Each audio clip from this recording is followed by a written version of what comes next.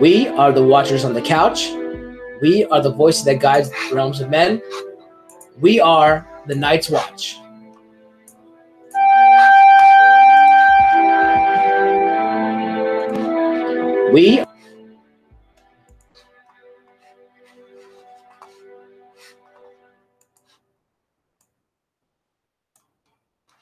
We are back, and welcome to the return of the Night's Watch. I am your host, still getting used to what we used to do here, Cal the Kingslayer. And as always, I have my lovely good friends over at House Odd Shape Channel, Lord Tom and Lady Kimber. How are you guys? Hello. Hola. Doing good. Oh, I have to unlock it. Sorry. I feel like it's been forever since we've done this, right? Like I don't know. I can't even remember like the last time we did this. I should have actually looked at the date. It was probably sometime in June or May. Sounds about right. But I mean, I missed the show. I missed Game of Thrones. I've been rewatching it. I watched the whole series again once, and then I watched the last season again. I mean, not once in this recent time. Obviously, I've watched it more than that in the past. But what about you guys? Have you guys done a rewatch yet, or are you plan on doing one before? Kimber's always rewatching Game of Thrones. Yeah, me definitely more than Tom. I kind of watch it on a consistent loop. And usually, I'll start paying attention again when we're back in the final season. He always gets caught on episode or the Oberyn episode in season 4 every time. I'll come home and I'll be like this again. I guess we can go say hi to people in the chat real quick because we got a bunch of people here. We got Kimber, who's here as well, Delisha, Eric, Nick. How are you doing, Nick? Geek to My Nerd, who is Joe and or Ashley, Eric Monroe, TJ, and I think I covered it. And Will Firefox. How are you guys doing? And Oddship Channel, Tom, also as well. So thank you guys all for joining. I'm sure you guys missed it. I know a lot of people have been saying like they miss Night's Watch a lot and stuff, but I guess sometimes absence makes the hardcore fonder. I don't know. I miss doing a lot, but like we did our other adventures and stuff like that, which we can talk about later when we do our plugs. But I don't know. Is there anything you guys are? I guess. Are you guys? I should rephrase it. Are you guys sad that it's the final season? Like, are you like? I know we were like, oh, it's a year away, so we don't have to really worry about it. But now that it's here, it's like 5 days away or 4 days. Are you like, oh, you don't want it to end, or like you don't want it to start so it doesn't end, kind of thing? I think I'm more sad that we'll never see George R. R. Martin's version on the screen, at least not for a long time. I'm sure in 20 years there's going to be a Game of Thrones movie reboot or something, just like they're doing with like Lord of the Rings on TV or whatever. But we like missed out on a bunch of characters, and so things just won't end the same. As far as sad that's going to end, no. I think it's a good time. I like to hear the end of the story. I like to have the whole show. I'm going to watch it like 50,000 more times, so it won't go away for me. And obviously they have the spin-off shows coming out in the future as well, and hopefully they'll be good and we can enjoy that. And I do like a lot of the cast that's been announced. But yeah, I'm a little bummed. I don't think it should be the last season. I do think they're going to have a hard time wrapping up the story that's left with where they are in the story at this point. And Martin said the same thing. He's like, oh, it went so fast. This is it? Last season? Yeah. But as long as it's good and they do a good job and it has some sort of satisfying ending, for me, I'm the worst and I want everybody just to like die and to have some horrible, like grim, dark ending. As long as I enjoy what they do with it, I'm fine with it being the last season. Yeah, I mean, yeah, a lot of people in the chat are saying it's going to be bittersweet. There should have been 10 episodes, Eric is saying. Yeah, I think we said that last season too. We're like, oh, how are they going to fit everything in? And there's just like a lot of teleporting and time jumping and stuff like that. Not teleporting, but you know how the fans are saying it was like, how they get there so fast and how is all this happening? But we don't know how much time. Fast travel. Yeah, fast travel. So yeah, I don't know. I mean, 6 episodes, it seems, but the episode's going to be longer than they ever been, I guess. So it should be nice to see, and it will be bittersweet. Yeah, at least they're not Walking Dead this, as TJ said, because they're adding another like 20 seasons of Walking Dead. And they're adding another spin-off show, so another show that, and people aren't even watching Fear the Walking Dead, so I don't get it. But it's not a Walking Dead show.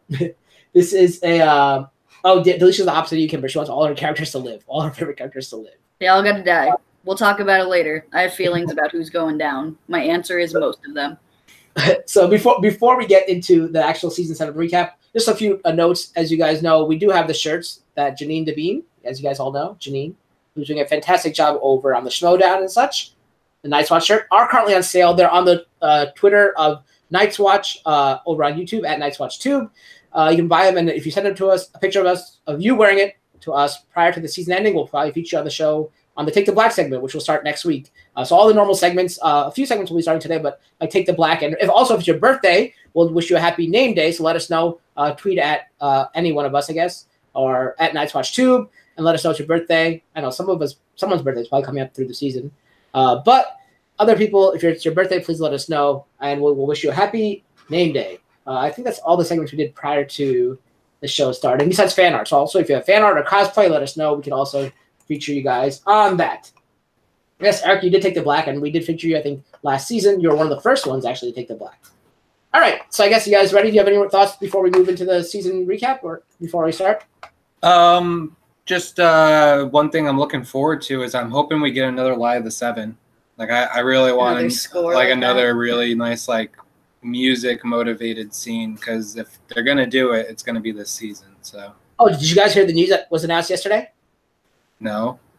Oh, well, as I got my Oreos yesterday, I saw on Twitter, I think it was Twitter because I follow a bunch of Game of Thrones things, they are now releasing a soundtrack of many contemporary artists doing their own renditions, I think, of songs that were going to be featured on the soundtrack.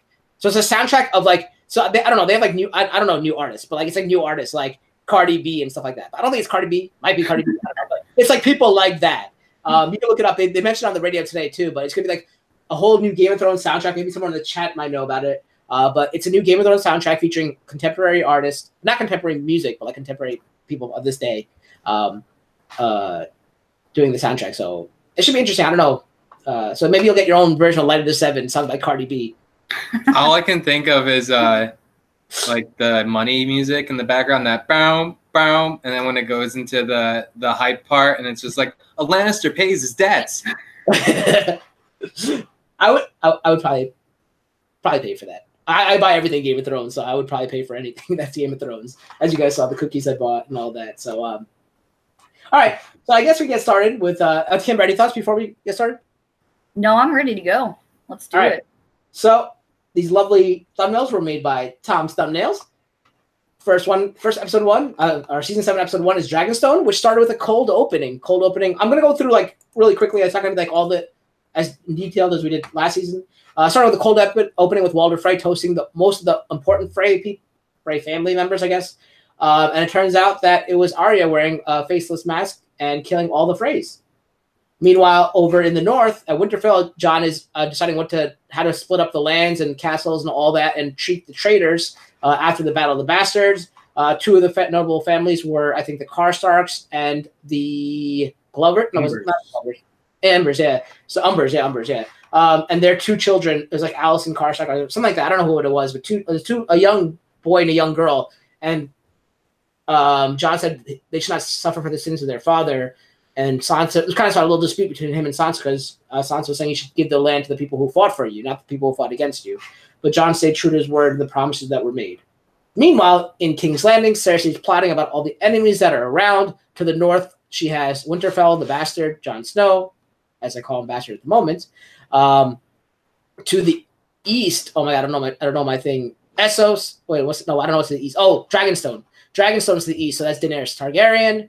To the south is Dorne, and to the west is Highgarden. So she was saying there's enemies to each direction, how they should deal with it. So how are they going to deal with it? Well, she found a new ally, which is Euron Greyjoy, and she's promising him a queen. You're at the part where Stannis the Castle Black. So Delicia's still doing her catch-up, which I thought was funny because she heard people speaking Spanish, and she thought it was Valyrian, which I thought was hilarious in her tweet today.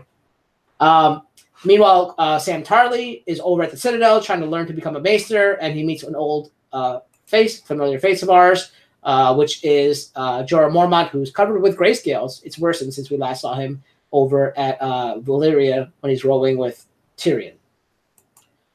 And then we have the Brotherhood of what are they called? The Brotherhood of the Banners, featuring Beric Dondarrion, the Hound, Thoros of Myr.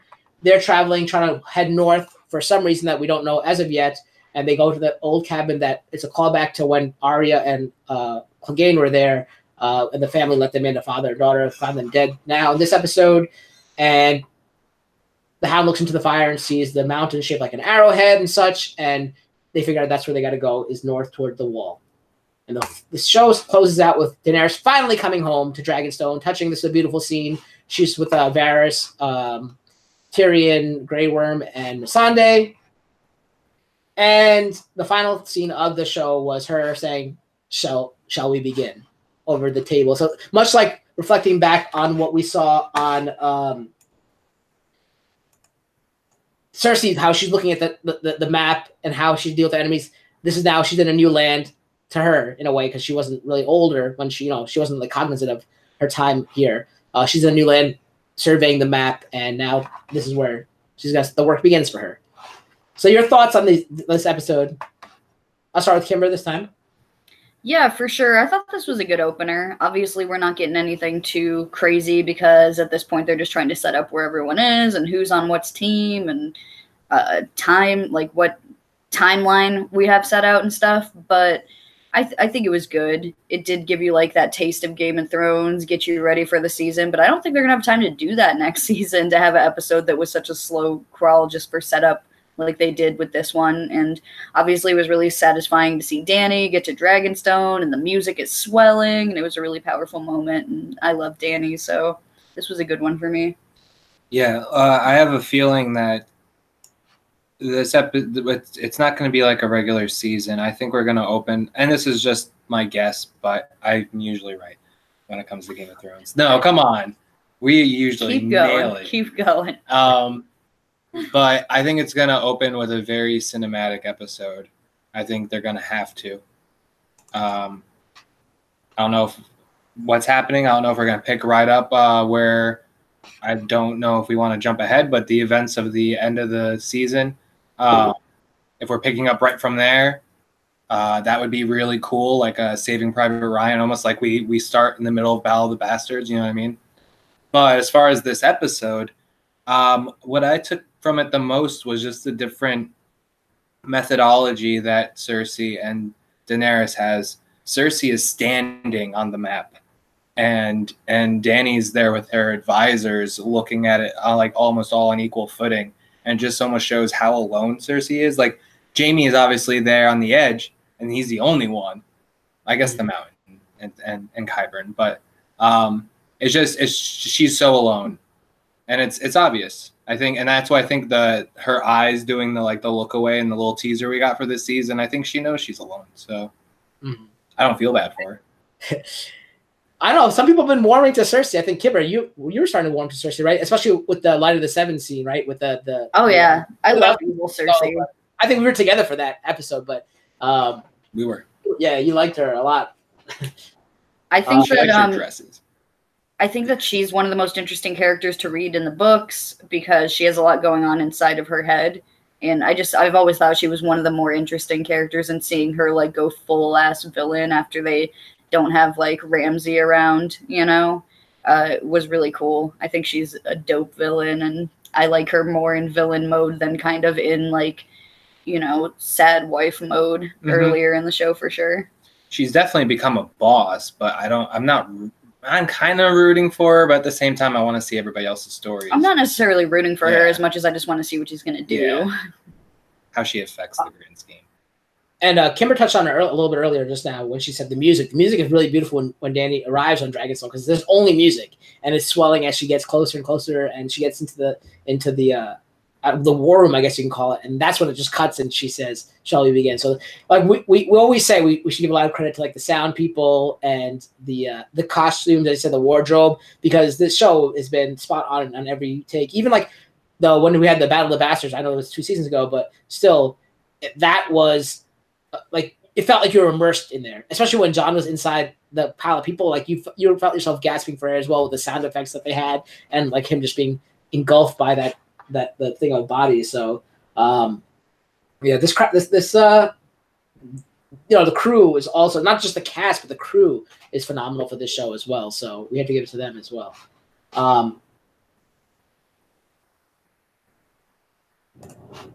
Sorry, I caught the wrong thing. All right. Was there an echo that whole time or no? No. Oh, okay. Oh, so I can turn on my... Okay, never mind. All right.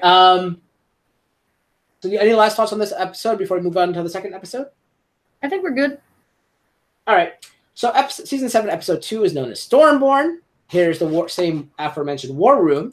However, the episode starts out with Danny forgiving Varys for his past crimes, and Melisandre showing up and saying, "Fortunate that you came at this time," because she sided with Stannis earlier, and because we're forgiving people, and that's when you see Varys do a little bow in the background, and Melisandre is the one who tells Danny about Jon Snow, and then Danny turns to Tyrion and asks, "What do you think of him?" And he goes, "That's someone we could trust, and we would probably need as many allies as we can get." Speaking of allies, over in King's Landing, Cersei's trying to accumulate more allies as well by trying to get people to turn sides, because all the people from what's it called? I can't even think of what it's called. The Reach. All the other lords of the Reach are kind of wavering because they know that Cersei's going to go after Olenna or has some beef with Olenna. So Cersei's trying to turn them ahead of time, saying, "Hey, why don't you join me? And your armies will be rewarded," and all that. And the one person they want to try to go to is Samwell's father, Randall Tarly, and she wants him to be a general in the army, or ranking general under Jaime, obviously. But he's very on the fence. We know what eventually happens, but he's on the fence first because he swore his loyalty to Olenna Tyrell. Back over at Dragonstone, this is where the plotting begins on what to do and how they should attack and how they should proceed. Some people are talking about, Danny's saying, "We're going to need all your armies to go fight my war for me." And they're like, "Wait, all our armies? Like, what's your army going to do?" And that's when she says, I think this is the scene where they say that we're going to go for Casterly Rock. And it's important that Tyrion says it because, that's Tyrion's birthright. No, I can't even say his birthright because he's third born, but he has no claim to it. However, it's his own family's home. So he's attacking his own home, basically. Back over to the Citadel, to Sam is telling Jorah, "We are going to try to cure you, and it's going to hurt a lot." And this scene was, the thing that we didn't mention in the first episode, the cutting. The cutting was great. The camera cut the cuts. How they went from the sound, from the poop to the coughing to that and all that. The books, and we see that here too when they're cutting into Jorah. Then it cuts to the next scene of someone cutting into like shepherd's pie or something. Yes. And it's with Hot Pie there reuniting with Arya. Arya is now heading to King's Landing because she wants to kill Cersei. Before that, we did see her with a lovely scene with Ed Sheeran, who I love.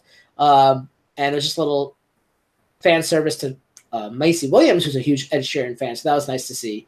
But as she's heading on her way to King's Landing, she stops at this inn to see Hot Pie. Hot Pie goes, "You know what? Like, why? I thought you'd be heading to Winterfell." He goes, "Why?" He goes, "Jon Snow's the Lord of Winterfell. He won the Battle of the Bastards." She's like, You're joking, right?" He says, "Why would I joke with you? Like, you're my friend or whatever." And then there's a nice scene where she starts to pay. He's like, friends don't pay here. And then she's like, "Take care of yourself." And he goes, I'm like you, Arya, I'm a survivor. And that was a very nice touching scene there. So then you see, they don't really show you where she's going. However, the two people who get into a cart next to her saying, "Oh, only like 200 miles to King's Landing," and they're going one way, and you see her horse facing the other way. So that kind of shows which way she's going to go.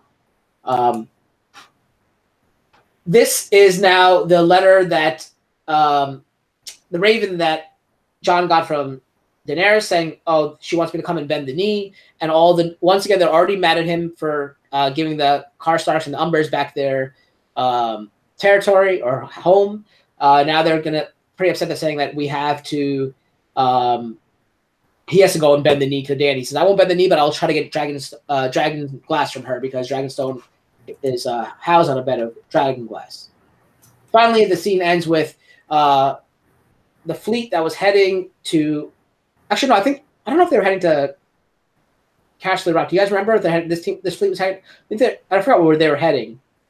But they were heading. Was it Casterly Rock? Or they were going back to Dorne, weren't they? Oh, maybe. Yeah, they were taking them back to Dorne, but they were going to go on to attack Casterly Rock. Because half the fleet went to go to Casterly Rock with Grey Worm. And I think that was the Unsullied. The Unsullied went to, and then I think the Dothraki stayed back on the rock, and then these are the Ironborn or the all the mixed group of people. And then this is one of the best scenes in the episode. I think, if not the best scene in the episode, when all of a sudden, like, you see a nice scene between what's her name, Ilaria Sand and Yara, and then all of a sudden, like, you hear all this battle going on, and they see out of the mist, you see Silence, who what is Euron Greyjoy's ship, come, and the whole plank that comes down that's in the shape of a kraken, and they crushes somebody, and he's like screaming, and he's a great fighter. It was cool to see, and then he captures Yara. Theon has the chance to save her, but he looks really scared. He kind of hears all the slaughtering and stuff going on, and he kind of reverts back to Reek for a second, and he looks at Yara, and they jump into the ocean, and that's pretty much how the scene ends and how the episode ends. This was more of because I know the first episode was very slow, action-packed, more story-based, but this episode turned out to be more action-packed because we had the battle scene and such like that. So what were your thoughts on this episode? So the first thing I have to say is that Tyrion did have for a long time a claim to Casterly Rock, because even though he's the third born, Jaime was in the Knight's Guard, right? Kingsguard, so he couldn't have Casterly Rock, and that was Tyrion's whole argument with his dad. But aside from all that, the coolest part of this episode is the Euron part. Unfortunately, this is like the only cool Euron part we get, other than like one discussion later on in the show. He was really wasted, unfortunately, for me, this season, especially if you're going to introduce a character that everyone who reads the books is going to know and recognize at this point in the game, and then for him to kind of fall flat like this was a huge disappointment for me this season.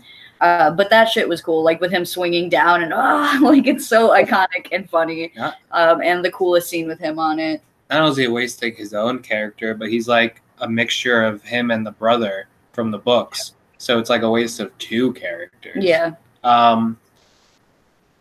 Did you have any other thoughts on the episode? You can go for a second. Okay. As far as the Euron stuff, we finally got rid of the sand. Well, most of the sand snakes. 2 of them, right? And the other 2 got captured, right? Yeah. Well, the one sand snake. And then I thought that was cool. Mama.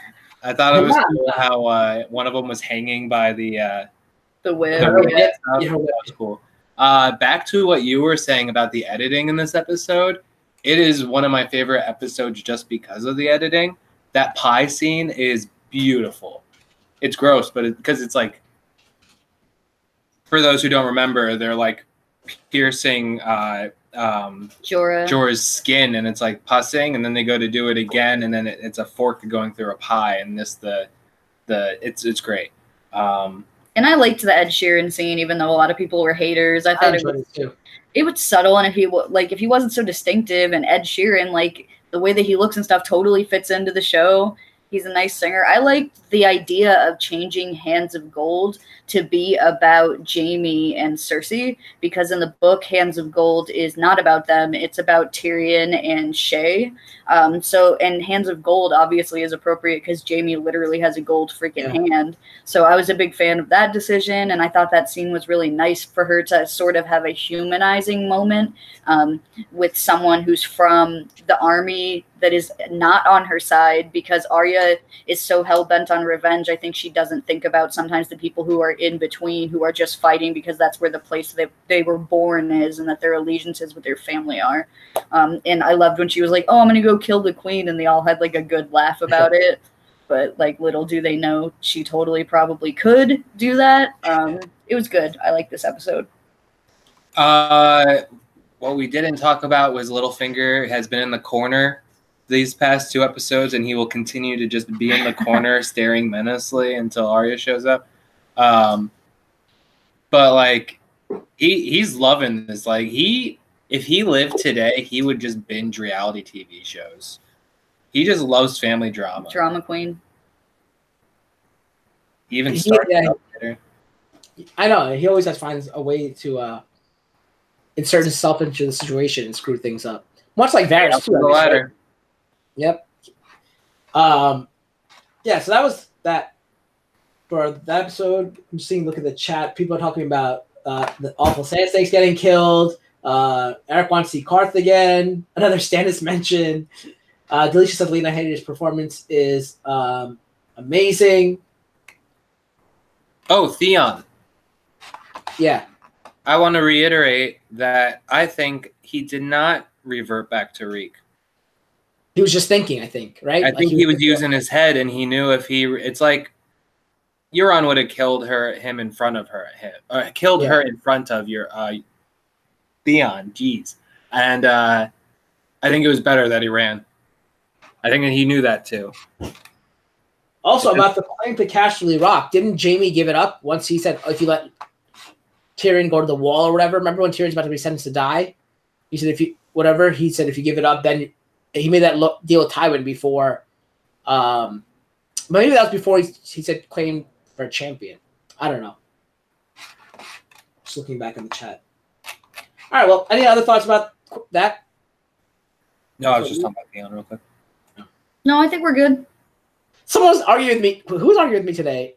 Oh, my barber. About Theon. He's like, Theon is garbage. I'm like, no, Theon's such a great character. He's like, no, he's such a worthless character. I'm like, no. And if Theon is kind of garbage, though. Like, anyone who feels bad for Theon, go watch him before he got reeked. Because he sucked ass. He is, like, a terrible person. Look, he has had the worst character arc, but it is also the most, like, it's like a Saw movie. It's like, you were putting your dick in too many places, and now you have to have it cut off. Like, not only that, but he was also taken from his family and stuff like that, kind of thing. So I mean, I feel bad for him. I like yeah, he's good. I like his sister. He was also treated very well. That is true. But would he needed to learn the ways of being a Eric reaver. in the chat says Sir Roderick. Just saying. Sir Roderick.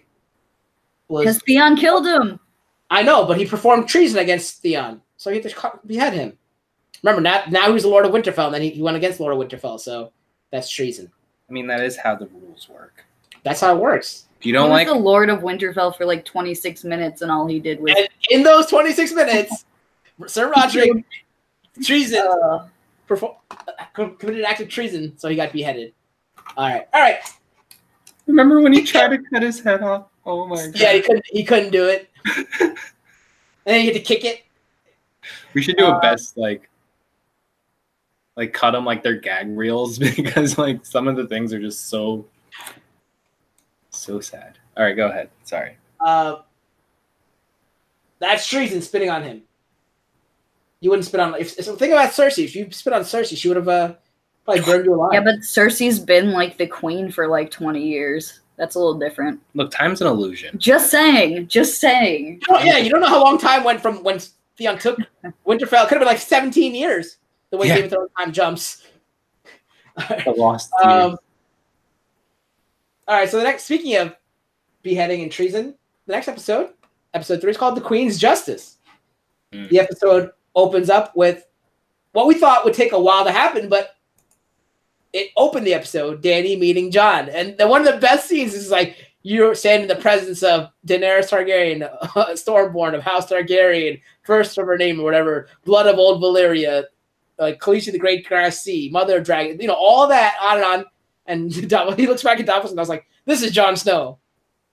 He's king in the north. And like, it's so funny. It would have been funny. He's like, and also a good guy. Like, it would have been like, if you had one more thing, it would have been funny. Like, I don't know. It would be interesting to hear all of Jon's titles if he had them, to be like the once Lord Commander, you know what I mean? Like all of his achievements as titles would be really interesting. I was more thinking that Davos's comedic timing is underrated, and this episode is one of the great examples of that. Yeah, they could have said the 900th, the youngest and 990th Lord Commander of the Night's Watch or whatever it was. And now Ed is the 999th, so the next one will be 1,000, so that'd be interesting to see how. I'm about to take the black just to go be the 1,000th Lord Commander of the Night's Watch. You know who it's going to be? It's going to be Ollie. Oh, no, it's not. He's dead.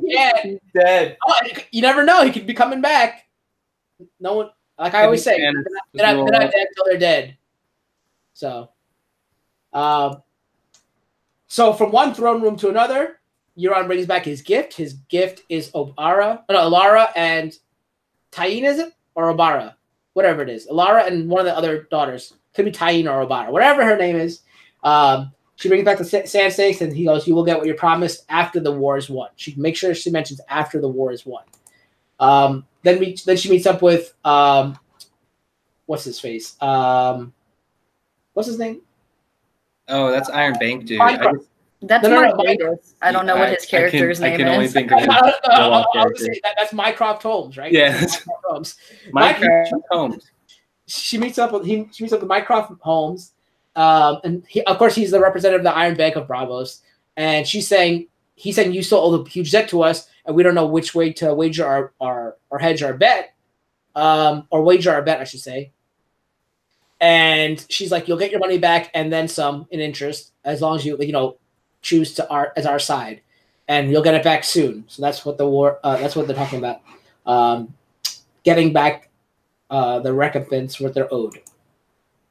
Meanwhile, Bran returns back to Winterfell, and that's one of the creepiest scenes we ever see. You look beautiful on your wedding night scene. I remember we were all talking about that after the fact, but that was quite disturbing.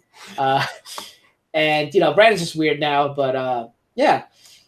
Then it cuts to a great scene of Tyrion talking about how he became the commander, or the Lord of the Sewers or the Cisterns of Casterly Rock, and how his father looked down upon him about having women and all that, and he built himself a little honey hole, and that's what he tells Grey Worm to go through. And as they're doing that, it's a callback to, he goes, as one good friend told me, give me 10 good men, and there is more, because when they're penetrating the Eyrie, he says, and climbing spikes, but they cut that part out and say, give me 10 good men, and I'll impregnate that bitch, or whatever he says. And that's when they get in, they open the doors from the inside, the rest of the Unsullied come in, and they easily wipe out the Lannister men that are guarding Casterly Rock. However, there were not as many men as they expected. And when Grey Worm looks out on the ocean, it's Euron's fleet destroying most of the, I guess, whatever Iron Fleet Yara had. Oh no, it's probably the Dornish fleet, the Dornish and the Highgarden fleet and all that. So that's probably what it is, because the Ironbound Ironborn ship is with Yara, so that fleet's with Yara. So that's probably the rest of the fleet that they had. And they showed Jaime marching on Highgarden with the Lannister army, and then he goes up and meets with Olenna, which we had a funny. He goes, did they fight well? He goes, as well as you expected them to fight. He goes, we were never much fighters. Beautiful roses, or delicate roses, whatever she says. And this was a great scene, like very well acted between both them.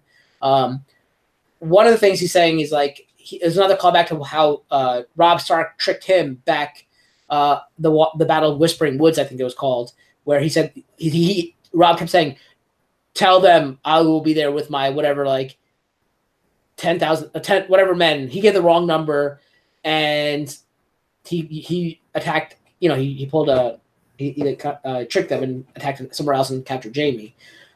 This is where she's like, she asked, Olenna asked, how do you want to kill me? How are you going to kill me? Or how's it going to be done? He goes, well, Cersei wanted to, like, I think, flog you through the streets, burn you, hang you, whatever he said, cut off your head. But I advise otherwise. And he pours a little poison into her wine. And she's like, will it hurt? She goes, just like falling asleep. She drinks it really quickly. And then the last thing she says is like, I just want Cersei to know it was me. She said, good, because I don't want to die like how your son died. Tell Cersei it was me. And then you see Jaime's face kind of change. And that's pretty much how the episode ends. And I know there's a lot of great critique about how that episode ended. And there's a lot of good callbacks as well. So I'll go to Tom this time. What did you think about this? I mean, yeah, that Olenna scene is gold, and I like how she took all the credit. Like, because obviously there are other players, but she was like. But I feel like that was one, because she's not going to put people out. Two, yes, because she's a boss, and also because like she wants to hurt Cersei. She's trying to hurt Cersei one more time. Yeah. Diana Rigg is amazing, and her performance in the show is second to none, and Olenna will always be one of my favorite characters. I secretly think she was happy to... Her grandchildren were dead. Everyone was gone. Like, she even really didn't have anything left. She was like, this is it. She was content with it. She was fine, yeah. She's like, I hurt the ones I wanted to hurt. She's like, I went for it. I flew too close to the sun. This is it. Like, I'm done. So she was awesome, though. The scene in the beginning, Tom was whispering to me too about, so I'm surprised he didn't say anything. But that's the other cool moment we got with Euron when he's like trying to like ask for Cersei's hand, and he's all like talking shit to Jaime. He's like, he says the one line where he's like, "And here I stand with a huge armada and 2 good hands," and you're like, "Oh, sick burn!" And then he's like leaning over to Jaime, and he's like, "So how's she like it, bruh?" It's like Jaime's face the whole time is like, "What the hell?" But those are really the only 2 useful scenes we got with Euron in the whole season. I would love to see Bronn and Euron have a conversation. Hashtag your Bronn. Bronnies. And also they can talk about Lena Headey in real life and then her on the show because of the whole Flynn thing, right? Oh geez. So another thing I wanted to say was that it was at this point that I appreciated this season's humor so much more than the season beforehand. I don't think we've heard a single fart noise yet in the season. No fart jokes. Like that was all that like was season 6 had going for it. Like the season humor. 6 was kind of weak, unfortunately. But this season was a lot stronger. And what I really liked about this season, and it just goes on even more in the upcoming episodes, is just seeing characters we haven't seen either ever talk to each other or not in a long time. Especially like that Tyrion and Jon Snow stuff, that was cool. Yeah, I don't know if we. Yeah, Did we get to that? Yeah, they met this episode, right? Yeah, they had to have. When they're talking on the cliff, and he goes, "Sorry to disturb you. Okay. You look so much better at brooding than I do, or whatever." And he's like, "What?" He's like, "What should I do?" He's like, well, "Ask for something easy." And that's where he gets the idea of the dragon glass. Just give me the dragon glass instead of giving me your army to fight. Because the next episode they talk about the dragon glass and the mining of it. Hi, Raul. I see you in the chat there. Welcome. A lot of people talking in chat. We had some newcomers as well. We had Rain come in. Hey, girl. Hey. Sky is here as well. Raul, welcome. And Nick says he's enjoying it. He's looking forward to our episode 1 recap. No Frost Giant. Damn, those those ice zombies. Oh, okay. Those ice zombies. Yeah. This episode was actually a good setup to what's going to happen next. We're going to get another battle scene coming up, but they were kind of like punctuating between action and story, action and story, action and story. What it seemed like the episode, the way that the way it's been progressing this season. So, any last thoughts on this before we move on to the next episode? No, I think we're good. Yeah, I'm excited to talk about the next one.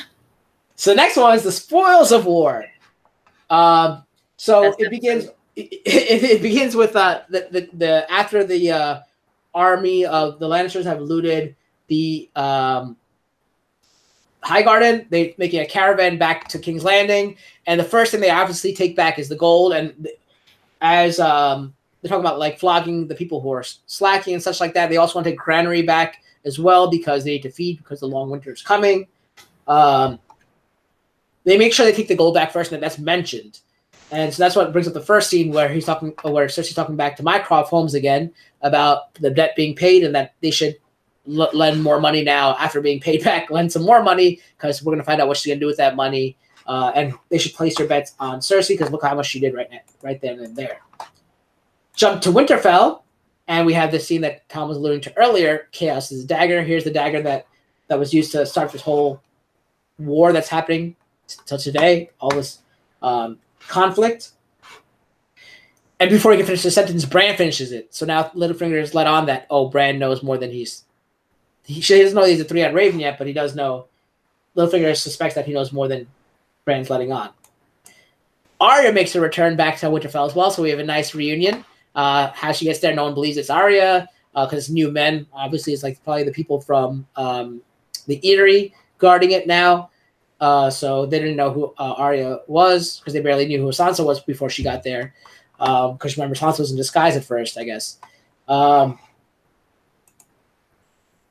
So they have a nice little touching reunion. Back in Dragonstone, one of the most memed scenes is when Jon takes Dany into the caves. He goes, "I got to show you something," and then he's like, "I drew this," and they have memes of like different things of what she's showing her.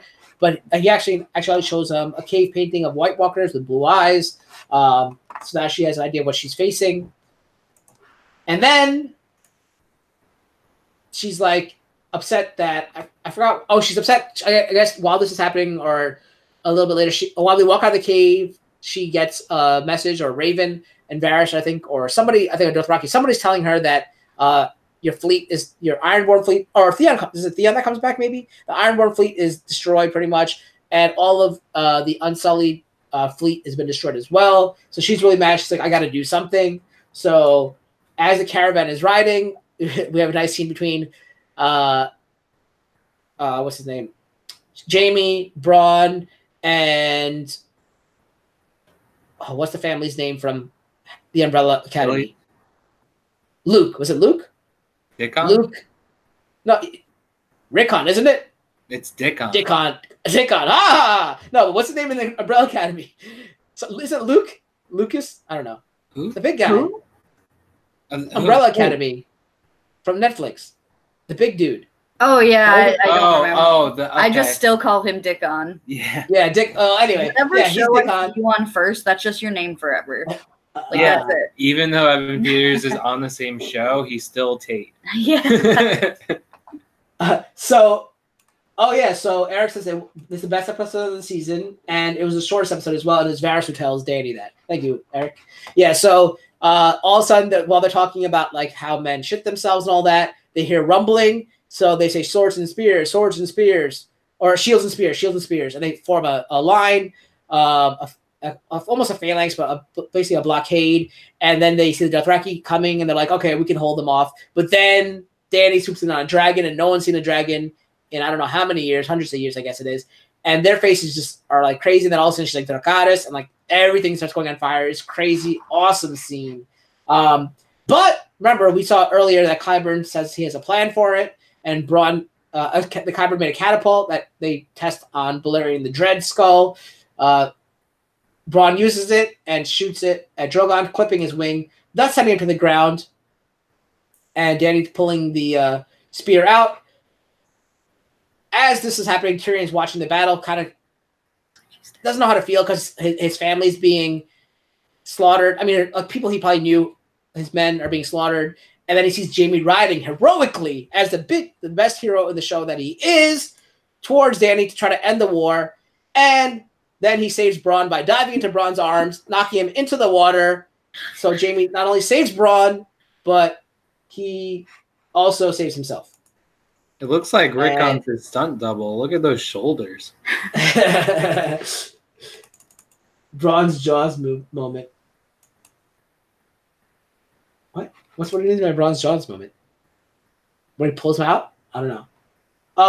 He's like, smile, you son of a bitch. I think that's what he's talking about.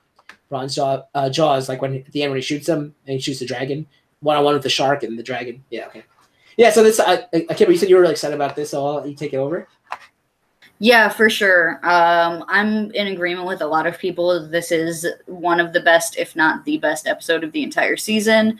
This was the first time that we saw a battle where we had people on both sides. Like, it was really hard to choose a side. Like, you're looking around and you're like, well, I hope my friends don't all die. Like, you love people on both of these sides. Like, yeah, you could be the type of person who wants the Lannisters to win, but do you really want, like, the dragon to go out or Dany? No, that makes the story not great. Or you can like Daenerys, but do you really want to see Jaime die right now or Bronn? No, you fucking just don't. So it was like, I had my breath, like, held the whole time because it wasn't clear cut on who you wanted to win this battle. You just were hoping that your favorite survived. There's also not clear cut on what the show is going to decide to do. Absolutely. Because, reading the books that, okay, well, no, are they? It's a whole different thing. Yeah, you can't even. Even. But I loved, like, Tyrion standing there and being like, don't do it, you idiot. Because, like, that's how you feel watching that scene. You're like, what are you doing? Like, don't. And really, even just the Dothraki, like, screaming when they're coming up, like, they could have probably taken them just with the Dothraki, and then you hear Drogon coming in, and you're like, oh, man, they're so screwed. He is us in that he is literally rooting for both of them. Yeah. Because he doesn't want Jaime to die. He doesn't want Bronn. And he wants Dany to win.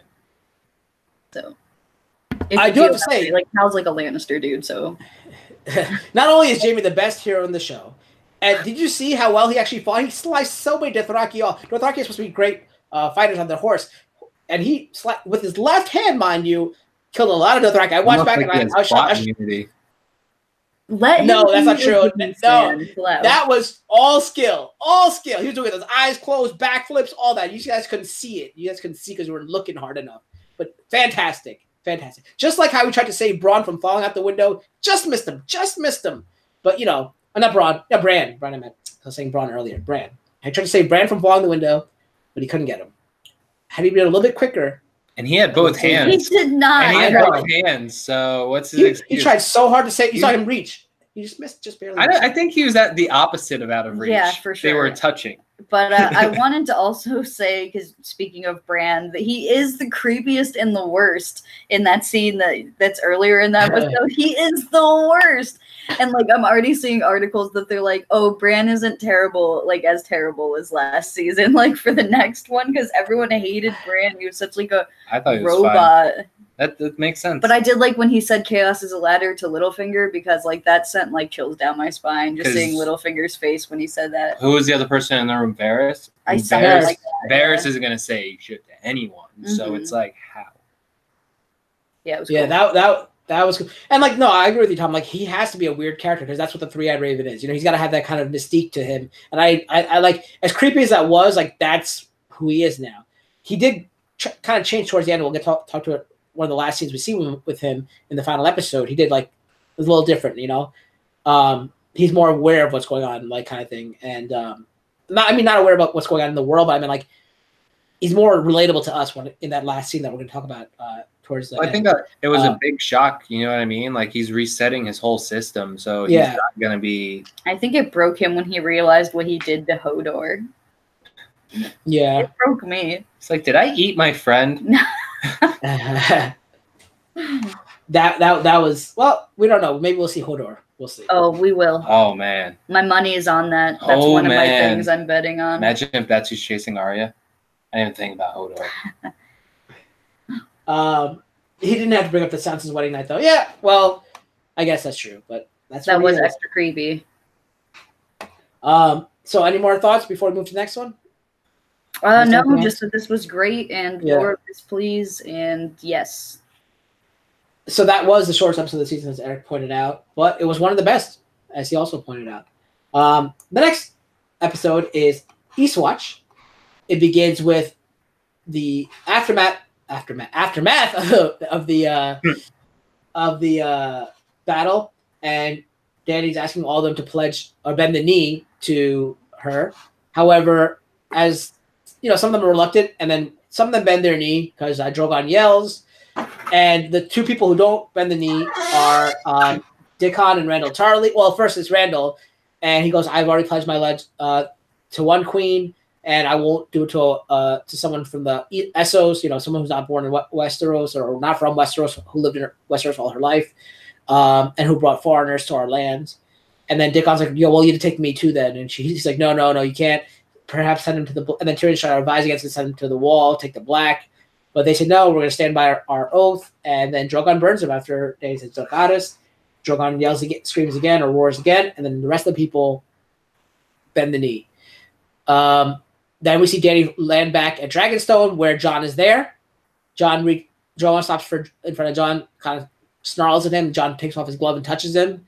And he goes, "That beautiful creatures, aren't they?" And she's like, "I wouldn't say that's the word for it." Then she kind of looks at him, and he's like, yes, it's beautiful. They are beautiful.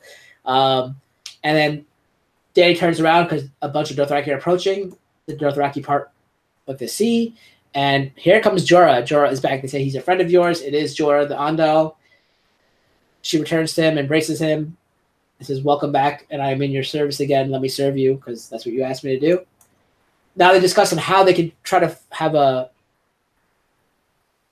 non-confrontational or non-belligerent way to end this war, or at least put a halt to the war for a while, because the White Walkers, they said, "How about we go there and get a White Walker?" So Jorah says, "I'll go because I promise to serve you."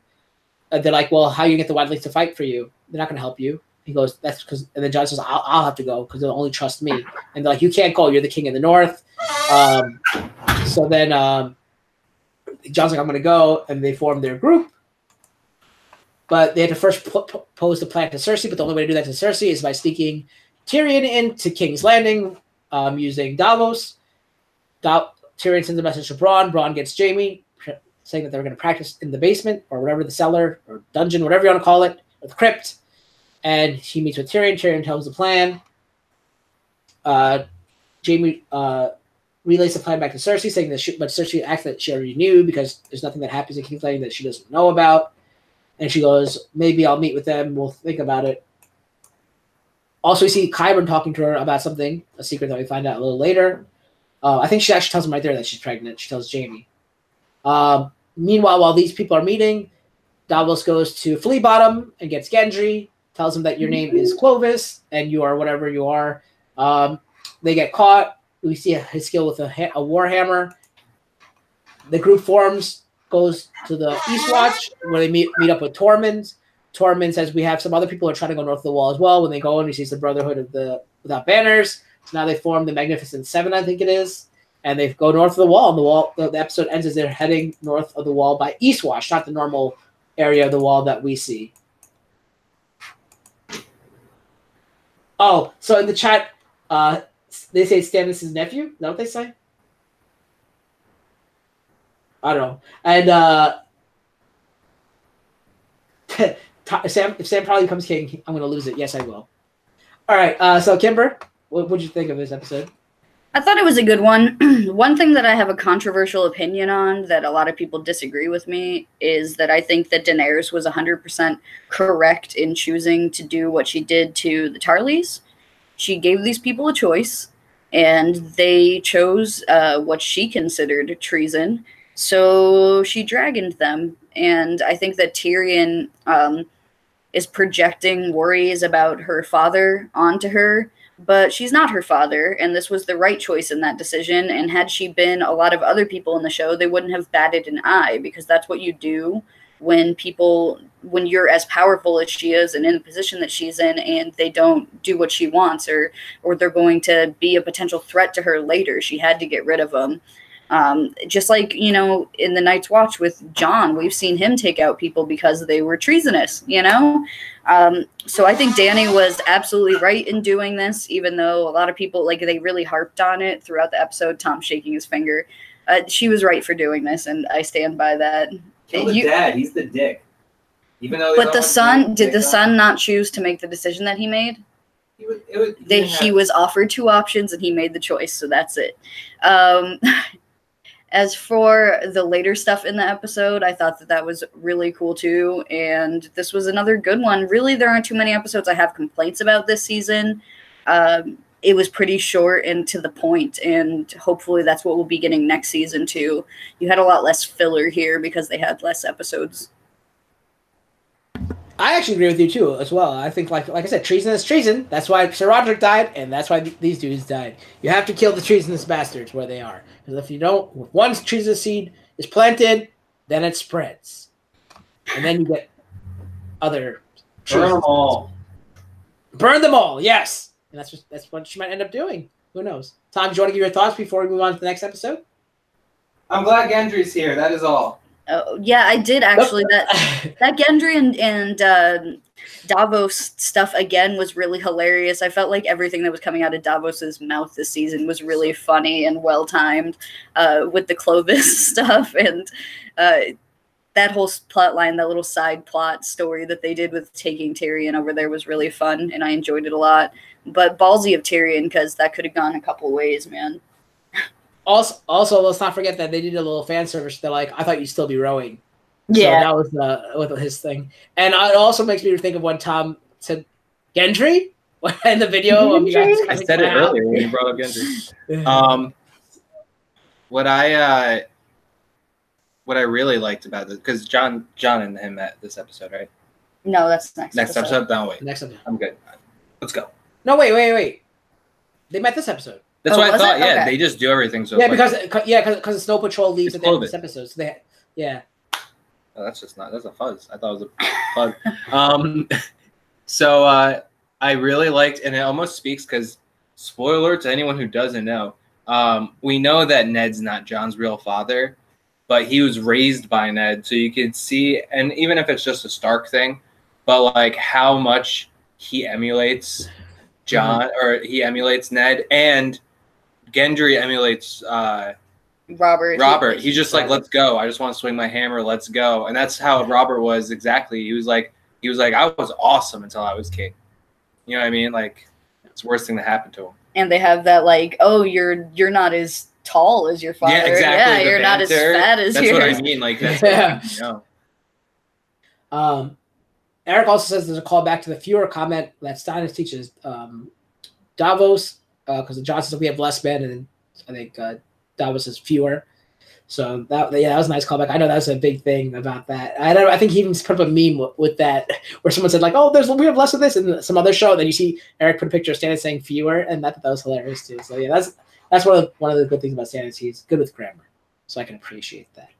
But yeah, moving on to great banter. Beyond the Wall, season 7, episode 6 starts out with a lot of great banter. We see a lot of people talking like. Gendry talking with the Brotherhood of Banner, saying, "Do you know what she did to me? She stripped me naked. She tried to have sex with me or whatever." Like, that doesn't sound too bad or whatever. Then we also see like Tormund talking with Sandor Clegane about Brienne. That was funny. But one of the best moments is when Jon tries to give back Longclaw to Ser Jorah and saying, Jorah's like, "No, it's yours now. You know, you brought honor to this sword, unlike I could." The random Star Trek people who died during this episode, the first one that dies to this bear, the White Walker bear, or the White Bear, I should say. And then this bear also ends up mauling Thoros of Myr, and they have flame swords, so they both put on fire, so Sandor Clegane's kind of froze up as well. And Thoros of Myr gets pretty much fatal critical injuries. He's still able to walk because they give him some rum and they cauterize the wound, and he's able to walk for a while and continue on. The next important scene that we see after this is when the group sees a bunch of one White Walker and a bunch of whites. So they attack them. They ambush them because they put a fire, and the White Walker goes to look at it, and then Jon happens to fight the White Walker while the other ones fight the whites. Jon slashed the White Walker, and let's say there's 10 of them, 9 of them go down, 1 still left conveniently. So that's when you learn a new clue that if you kill the one that sired them, all the ones that were sired by the White Walker die as well. So one was conveniently left behind. However, it screams bloody murder, and they run over. All the other White Walkers whites run over, and they encircle the Snow Patrol on a rock platform that was surrounded by a lake, I guess, a frozen lake now.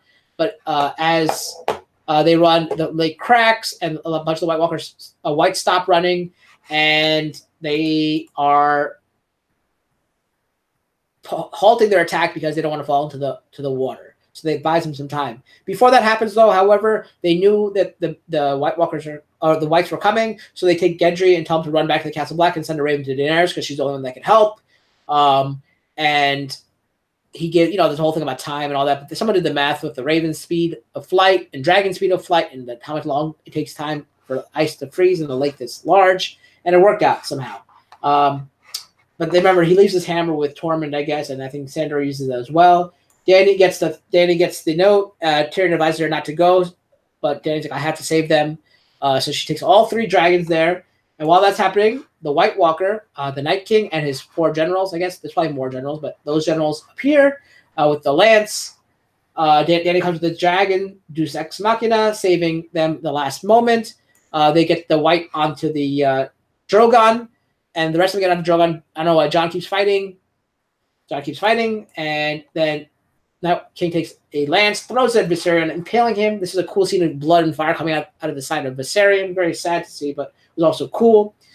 I think you mean fire and blood. Huh? Yeah, fire and blood. Fire and blood came out. Got him! I wish it was a headshot, though, since it's named after Viserion. Oh, yeah. Or if, like, the fire engulfed his head. Yeah. And then they get Dany and the rest of the 6 Snow Patrol members get away. Oh, 5, I guess, because Thoros is dead. They get away. But Jon is left, or 4, I guess, because Gendry went earlier. But you guys know what I mean. Jon is left in the snow to fight the White Walkers. He falls into the water. So the White Walkers walk away. He actually, and they see him getting out, and like you see the White Walkers the Whites walking, and in the back you see John getting out like slowly, and they kind of turn and look, and like they're like, oh crap, he's still alive. So they start going after him, but once again, Deus Ex Machina. Benjamin Stark comes and saves him with his. There's a word for that. The thing that he uses, but the fireball thing, the fireball and chain thing that he uses to attack. He puts John on the horse, says, I'll stay back and protect you. I'll stay back and hold off these Whites. And then John runs off. He can't really do much because he's like frozen to death pretty much. Benji gets engulfed by the Whites. They're able to save John and take him on board the ship. That's where Danny kind of first sees the scars. The scene ends with the Whites pulling out something out of the water with giant chains. It ends up being Viserion, and the Night King resurrects him as a white dragon. So that was pretty cool to see. I'm just picturing. That was awesome. I'm just picturing all the Whites who have fallen through this lake, and they're just like watching the dragon be pulled up, and they're like floating there, like what the hell? Like I'm not good enough to get saved either. I was just thinking that I'm really glad that Tormund didn't try to fuck that bear. Oh man, one of the best is when the Hound is talking to Tormund, and he's like, "Oh, she's got a look in her eye, like she got you," and he's like, "You do know her." Yeah, there was some great banter this season. We went past it already, but I also liked when the Hound went for Thoris's top knot. He's like, "You think you're fooling anybody with that?" That cracked me up. But yeah, this was a good episode.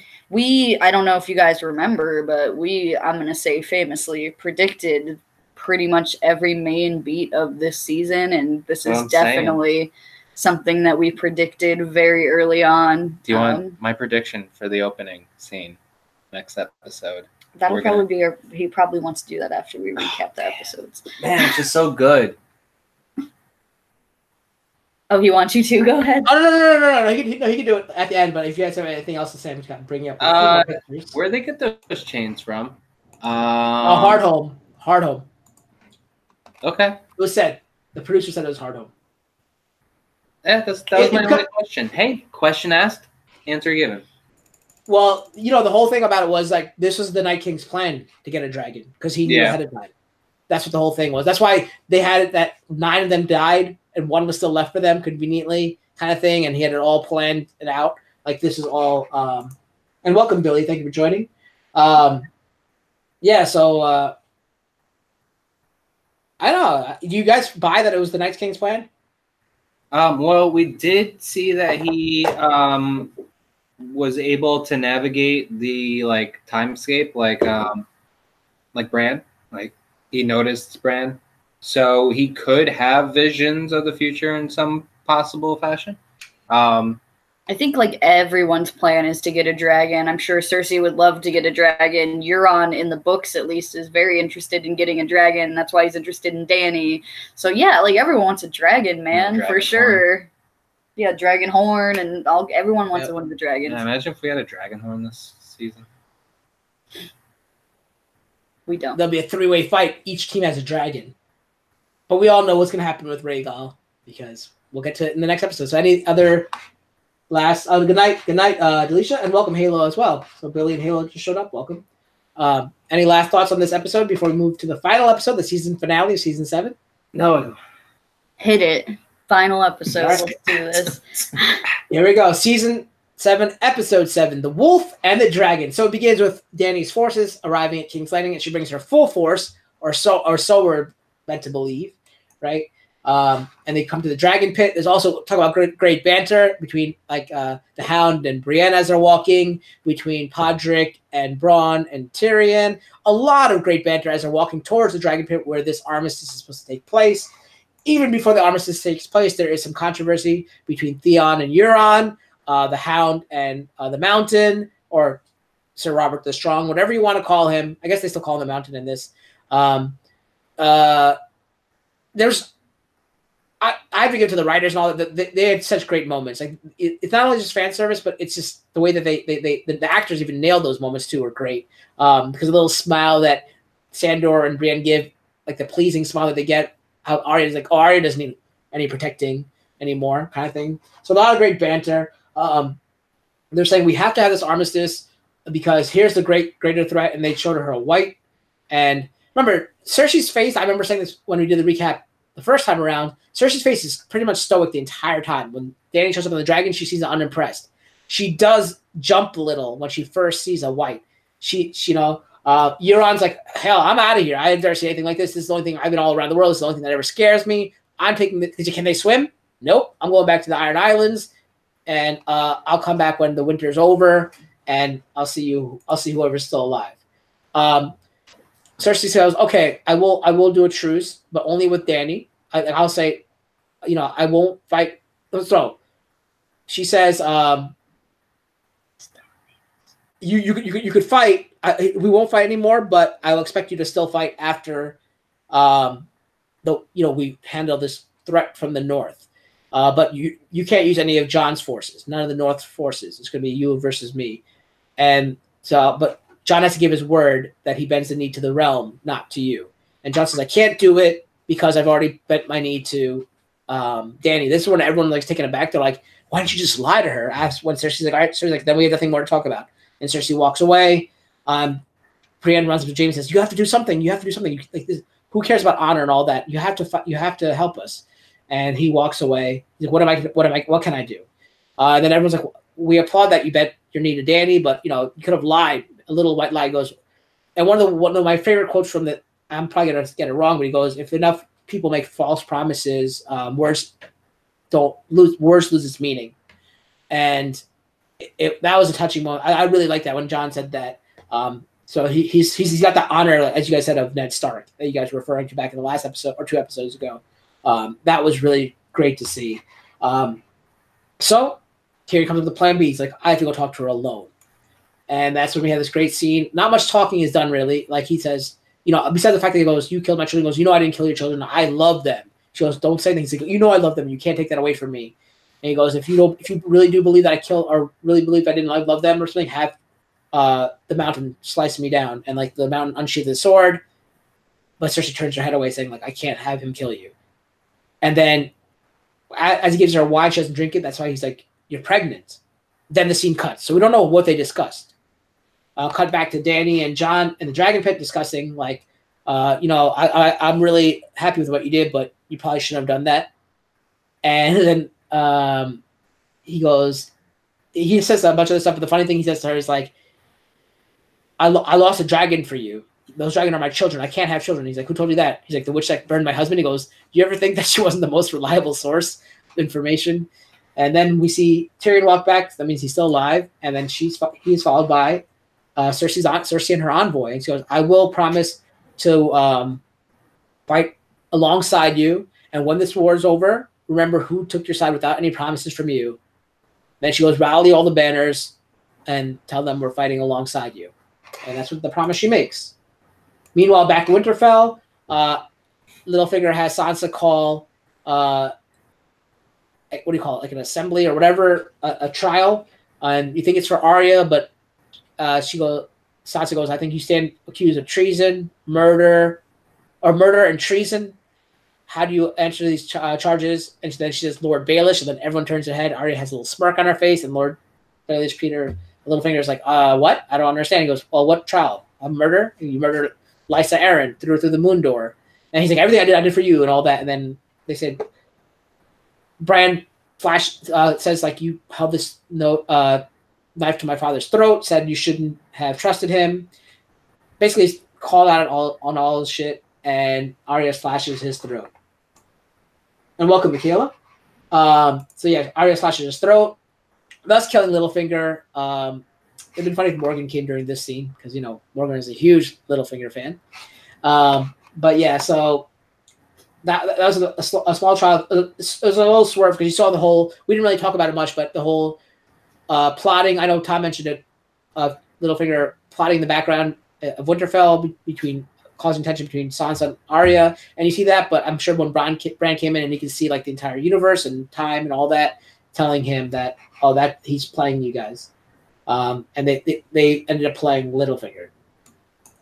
Back in King's Landing, Cersei's like, oh, everything I said to them was a lie. I'm not really helping them. We're going to let them go fight. And whatever's left, we'll pick up the scraps, whether it's fighting the White Walkers or fighting the North and Danny's army. And he goes, and Jamie's like, wait, you can't do that. We gave her word. I pledged an oath. And this is where you see how Jamie, the hero that he is, says, I cannot stand by you anymore.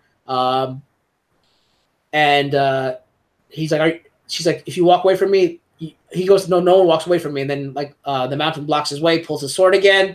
He goes, I don't believe you. And then he just walks away from her. So his honor meant more to than his loyalty to his lover, sister, family, however you want to see it. So we see a nice scene where Jamie's leaving. He's derobed of all his gold. He's de-gilded, I should say. All the Lannister riches, the Lannister armor, all that's gone. He's in plain like leather armor. I don't know if you can even call that armor. And he puts the glove onto his gold hand, kind of, I guess maybe symbolic of him putting the gold behind him, I guess, his Lannister heritage. And then a single snowflake hits his glove, and he looks up, and winter has reached King's Landing. And as you know anything about the geography of Westeros, King's Landing is at least 1,000 miles south of Winterfell, which is like probably the most northern kingdom. There's probably some more smaller towns that are more north of Winterfell, but it's the most northern kingdom. So south of Winterfell, 1,000 miles south of Winterfell is King's Landing. So now winter has reached there. Because at the end of season 6, that's when winter reached Winterfell. Then Samwell Tarly arrives at Winterfell and says, I have something to do. He goes up to the tower, sees Bran, and Bran's like, oh, Samwell Tarly, it's good to see you. He goes, you remember me? He goes, yes, I do. And he goes, where's Jon? I need to tell him that Rhaegar Targaryen, he's like, the heritage of Jon Snow. So Bran goes into his vision, sees the wedding of Lyanna Stark to Rhaegar Targaryen, and everything that's been fought, it's been based on a lie. Robert's Rebellion has been based on a lie, that thinking like Lyanna was kidnapped by Rhaegar, but actually they were in love the entire time. That is superimposed with the love scene between Dany and now her nephew, Aegon Targaryen the 6th or the 7th. We're not sure what they're going to name him. I think I've read in the wikis that he's the 6th, even though Elia Martell had the 6th, but he was killed as a baby, so therefore they might make him the 6th. I don't know what the timeline about the births are. But yeah, so that's superimposed there. I'm going to bring up a few more pictures as I do this. Then that cuts back to the Wall and Tormund and Beric Dondarrion being there. And they see a White Walker show up, and the Whites show up at the Wall. Then they hear a roar, and it's the Night King riding Viserion, who brings down the Wall. And then the final scene is the Wall breaking down, and the whole army of the dead crossing through the north, through the Wall, and marching south to Winterfell, which is still the north. But it was it was a longer episode. We had more images for that, so it took me a little bit longer to do. But that was a beautiful. One of the best episodes of Game of Thrones, in my opinion. I enjoyed that thoroughly. What about you guys? What do you guys think? We're picking up right from Tormund, is what I think. We're gonna, because that's one of the last scenes we saw, was we think Tormund and Aren't we just talking about this episode still? Isn't this the finale? No, we have way more shit to talk about, Tom. This is not the finale episode? Oh, I thought you were talking about what you think is going to happen next episode. No, I'm talking about this episode. Okay, go ahead. Yeah, it's Tormund and Ed, right? Who we see in the Wall. No, Beric. No, Beric. It's Beric. Oh, okay. Because Ed is at Castle Black. Okay. This is still Eastwatch. Yeah. I was going to say that I'm glad they're finally doing something with Jaime, because it's been like a really slow crawl with his story arc, and it picks up a little faster in the books with him kind of having like a change of attitude. And I'm glad that we're finally seeing it here, because that's like a huge part of who that character is that he grows so much. And really, we haven't seen him have too much character growth since the like "My name is Jamie" scene several seasons ago. So they were finally doing stuff with him that I really appreciate. This is who he is, and that's exactly the type of move that this character needs to make at this point, because as much as he loves his sister girlfriend, he sees what she is. Like, he's not stupid. He sees where this is going, and it's his time to go, because that's not who he is. And you can tell he's not a knight right now because he doesn't have any armor, and according to Hot Pie, the knights are the ones that got the armor. So I think that's why he stripped it down a little bit. Well, and I think the gold. I know, Cal I'm obviously said, like kidding with that.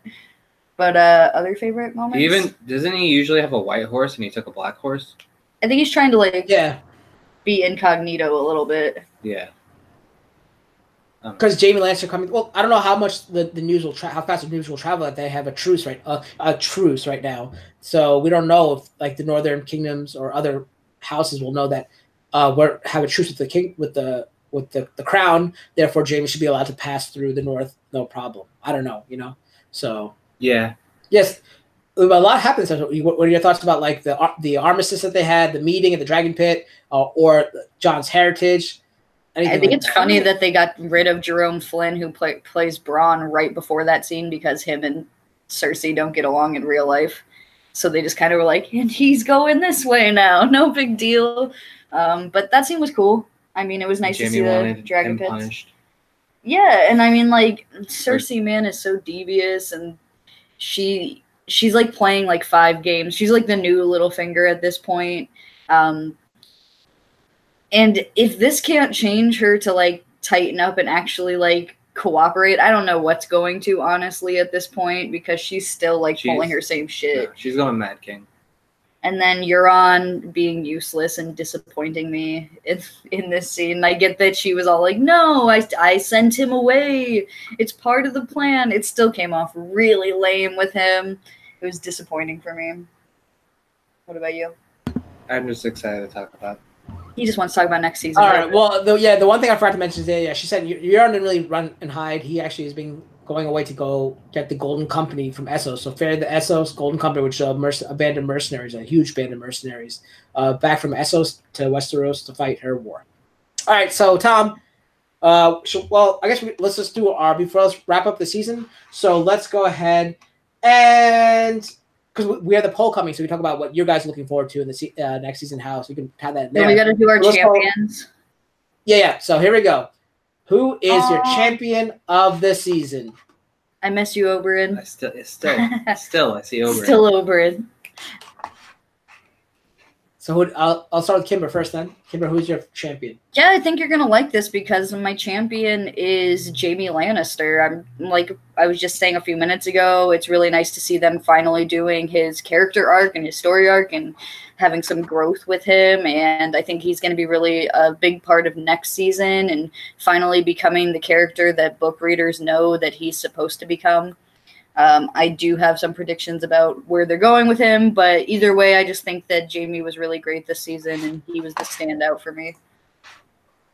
All right, Tom, who is your champion of the season? My first pick was also Jaime, but just to give a different explanation, I'm going to go with my second string answer, who is Gendry.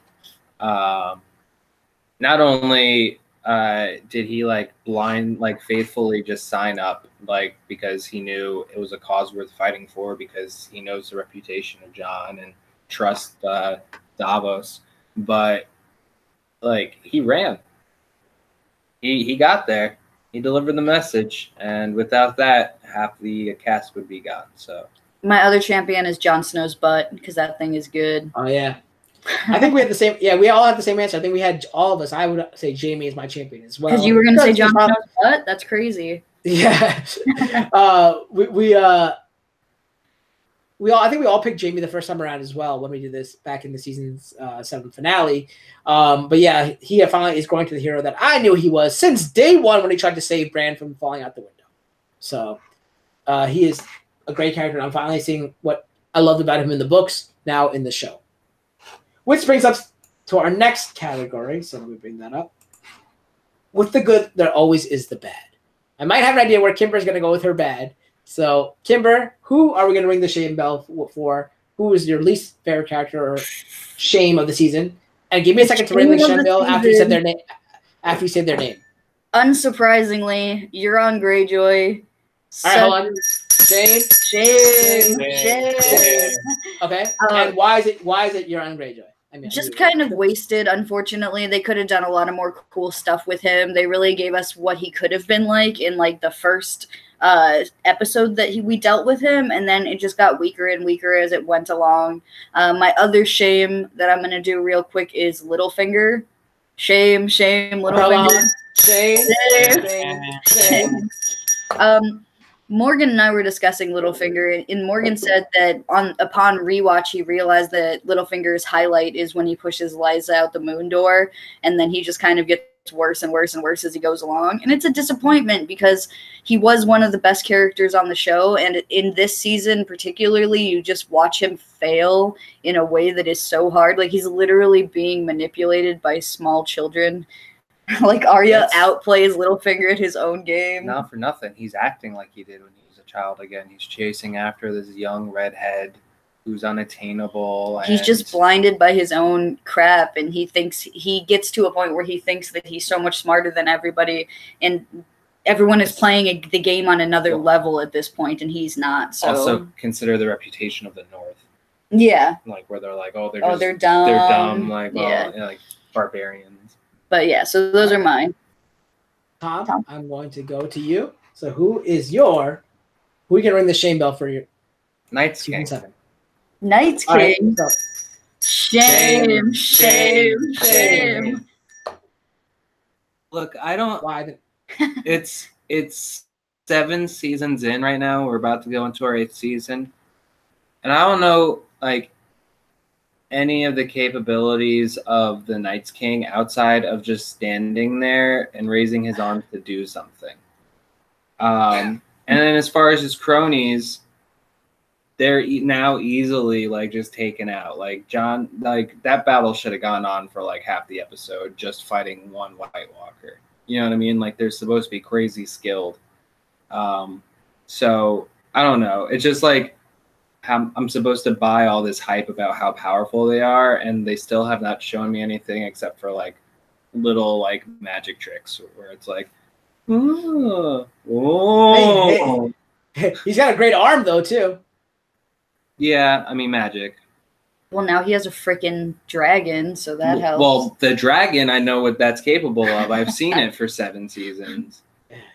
Which, by the way, that dragon pit, how many dragons is that supposed to fit? Because it looks like it may fit like one. I think it was like one, because they're supposed to be smaller too. You got to remember they were getting smaller and smaller as they went along. Yeah, remember, Danny says that in her talk. She says with John, she says like they've been getting smaller and smaller because they've been encased in that kind of things. They weren't given the feeding to grow. Right. Okay. Eric says, what if we could talk? Because in the books they have a language. Yeah, no, they have a culture, which is one of the things we're missing out the most on. They have female White Walkers. Like, there's like just the whole thing we're missing. They were laughing at the dude in the first dude to die in the show.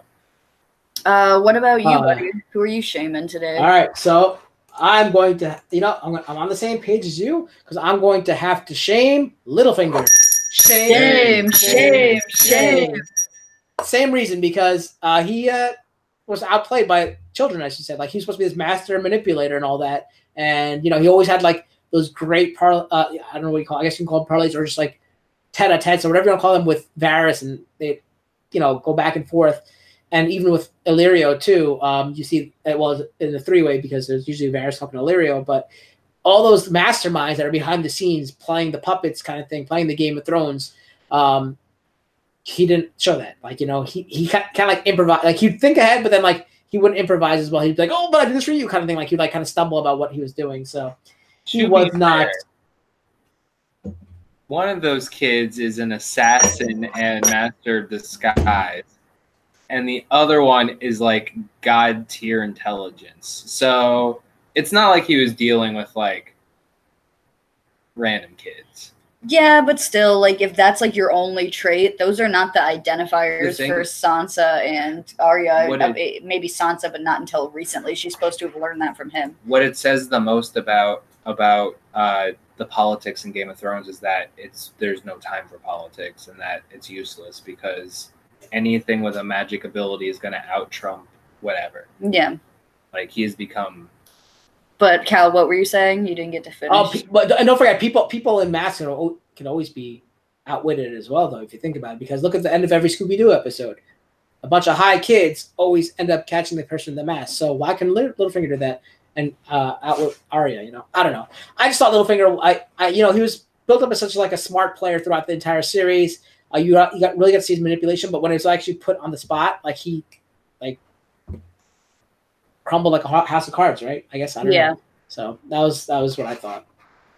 He went out the opposite of how Olenna did. Olenna was such a badass, and he was literally like, like he was so sad and pathetic. All right, so that's gonna bring us. I think I hear a noise in the background, so let me bring that up.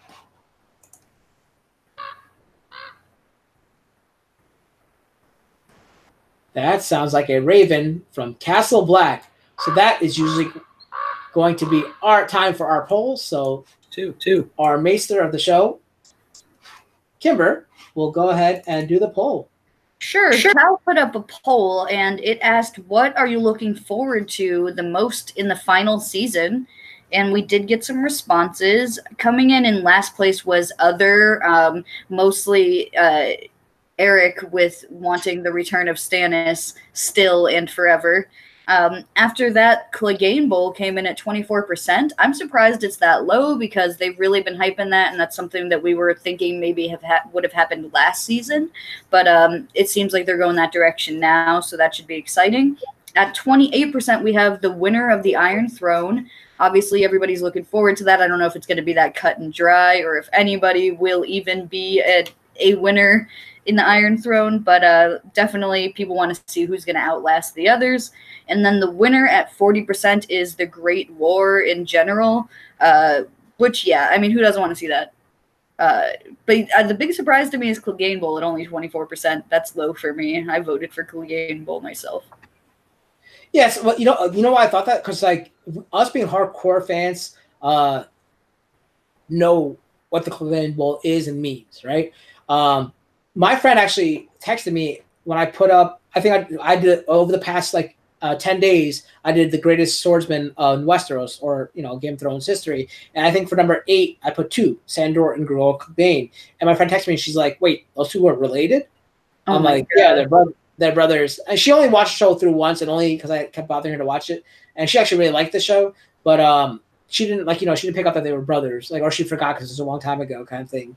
So that's maybe, I mean, I guess the people who answer the poll are probably big fans. They should know. And I do agree. I thought a Clegane Bowl was huge, but now with the Great War and how I think maybe a lot of it had to do with how it's been advertised as bigger than the Lord of the Rings war kind of thing. I don't know which battle it was. You would probably know better, but yeah. So for you said you voted for the Clegane Bowl? Yes, I did. Tom, what about you? What did you vote for? I voted for other because I also want Stannis back, but as a white. Well, it could happen. I want to confirm that he's dead. I want to know. Yeah, like I said, I always tell Eric, they're never dead until they're dead.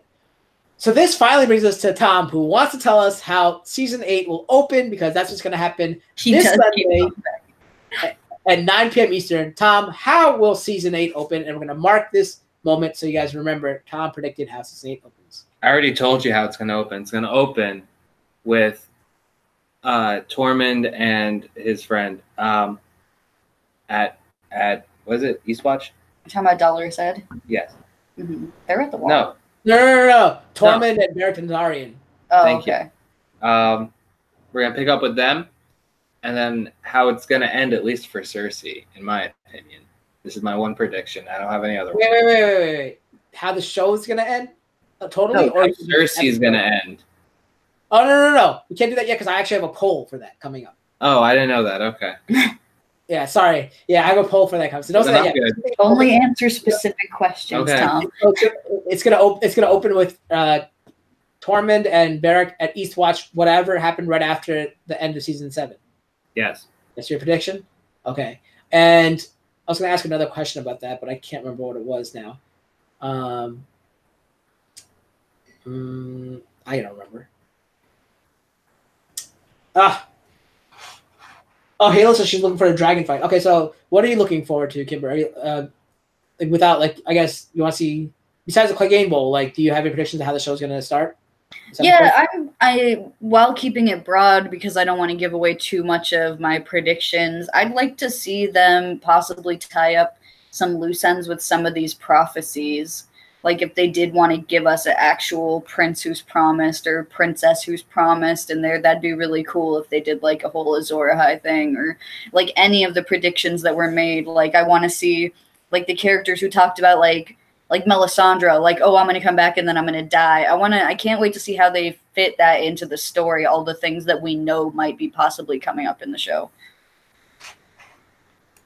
Yeah, I think, yeah, like all the prophecies that we've seen, all the things that have been foreshadowed earlier, that is also what I'd love to see. Because, you know, one thing that I did mention this when that episode of The Door happened, but the first thing that they say to Hodor is help Bran down the hall.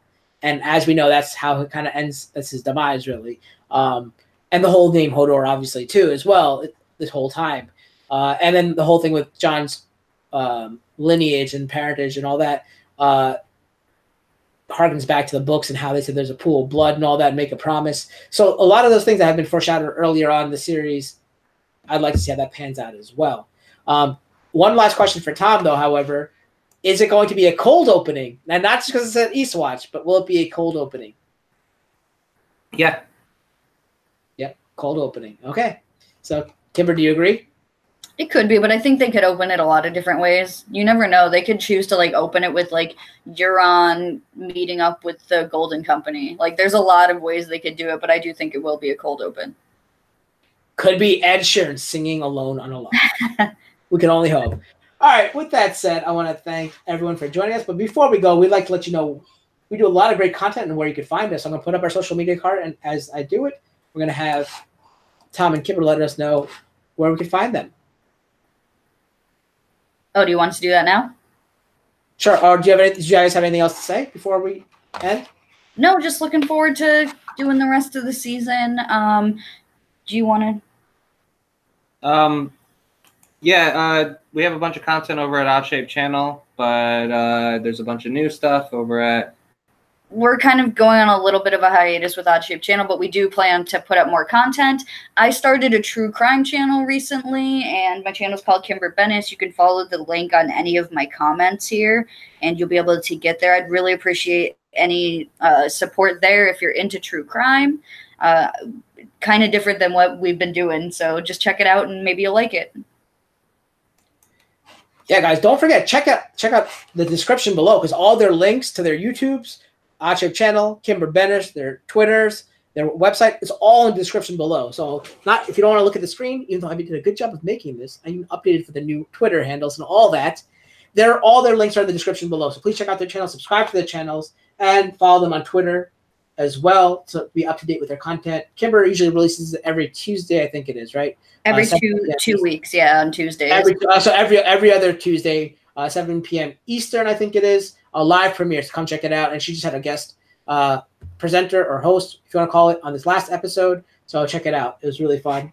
But yeah, it's all in the description below. Make sure you guys show some support. As for me, you guys can always find me here on the Kingslayer Network or on Twitter at KingslayerNet.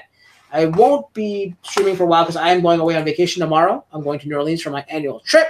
And plus, like I said, whenever I have AfterMat or Night's Watch, I will be preempting my streaming because, like, with school and all, I'm just so busy and I'm exhausted. I kind of actually fall asleep now. I think I'm getting really old where I actually fall asleep when I get home because I'm so tired. So, yeah, I will be just preempting Wednesday streams when Night's Watch for the next 7 weeks, I guess it is. And then Monday streams when there's AfterMat, I will be preempting Monday gaming streams as well. But other than that, I'll be doing my Friday streams when I'm back, starting Good Friday, April 19th, playing some Bully on Fridays, Apex Legends on Mondays when I do stream, and like I said, Wednesday streams will be out for a while. Yeah, so I guess that is pretty much it. Next week, I normally promote what the next episode is called, but HBO has everything under wraps. We don't even know what it's called. They kept it so secret. So I guess we won't know until Sunday night rolls along. But we'll be back here on Wednesday, 9 p.m. Eastern again for the recap of episode 1 of season 8, the final season. Any other last words, guys? Yeah, what if HBO is trolling and like episode 1's like named like Arya dies at the end or something? And that's why they won't tell us. If that happened, I'd be pretty upset. Like, I can't believe they even show it. But apparently it leaked a while ago, so I don't know. Who knows? I don't know. Arya already leaked the information. No, that was fake.